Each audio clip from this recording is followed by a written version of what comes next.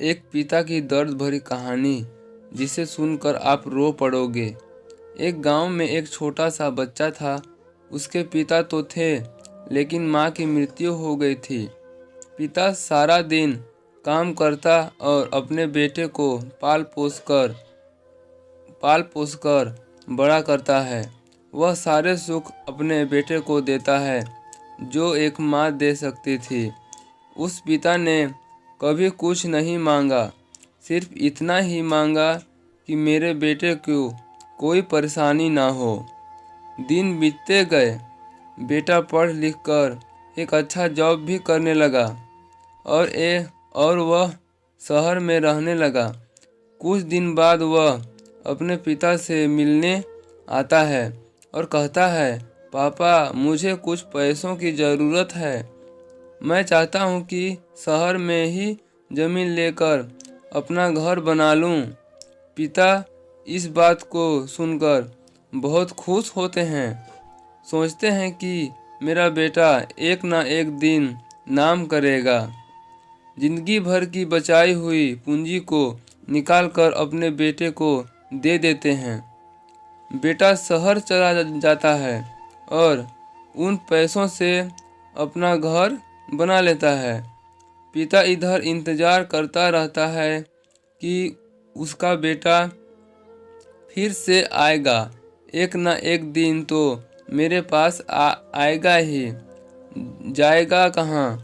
उसके पास अब कोई नहीं जाता था, क्योंकि ना ही अब उस पिता के पास पैसे थे और ना ही रहने का जगह था। कुछ दिन बाद बेटा फिर लौट कर आता है और अपने पिता से कहता है, पापा, आप दादाजी बनने वाले हैं। पिता को बहुत खुशी होती है। इस बात को सुनकर वह कहते हैं, तुम मुझे मेरी बहू और पोता से कब मिलाएगा? बेटा कहता है, बस पापा, थोड़े दिन और। पापा, मुझे कुछ पैसों की ज़रूरत है, क्योंकि आजकल थोड़ा जॉब में खींचबीच हो रहा है, जिसके कारण से मुझे कुछ दिन के लिए सस्पेंड कर दिया गया है। पिता के पास कुछ नहीं रहता है देने के लिए, लेकिन फिर भी कहता है, अच्छा बेटा, तू रुक, मैं अभी आया कुछ पैसों का बंदोबस्त करके। पिता बाद में महाजन से कुछ पैसे उधार लेकर अपने बेटे को दे देता है और बेटा पैसे लेकर शहर चला जाता है। बरसों गुजर जाते हैं। पिता सोचते हैं कि मैं तो अब दादाजी बन गया हूँगा। मेरा बेटा पता नहीं मेरे नाती को लेकर कब आएगा। फिर सोचने लगते हैं, समय नहीं मिलता होगा, इसलिए मेरा बेटा अभी तक आया नहीं, वरना आया जरूर होता। तब तक महाजन 2-3 आदमी को लेकर उस पिता के घर पर आता है और कहता है कि आपके वादे के मुताबिक मैं पूरे 3 महीने बाद आया हूँ अपने पैसे ले जाने। पिता कहते हैं, मेरे पास पैसे नहीं हैं देने के लिए। महाजन कहता है, जब पैसे देने के लिए नहीं थे तो अपने मुझसे उधार क्यों लिया?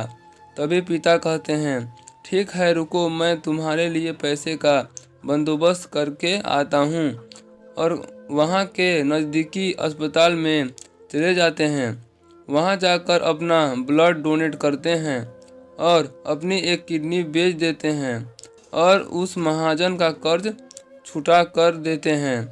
किडनी बेचने के बाद उनकी स्थिति और भी खराब हो जाती है और वह उस राह में जी रहे होते हैं कि मेरा बेटा एक दिन आएगा ज़रूर।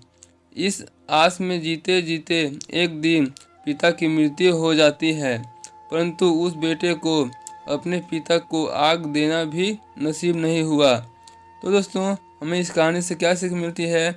लाइक, शेयर, सब्सक्राइब कीजिए और एक कमेंट ज़रूर कीजिएगा।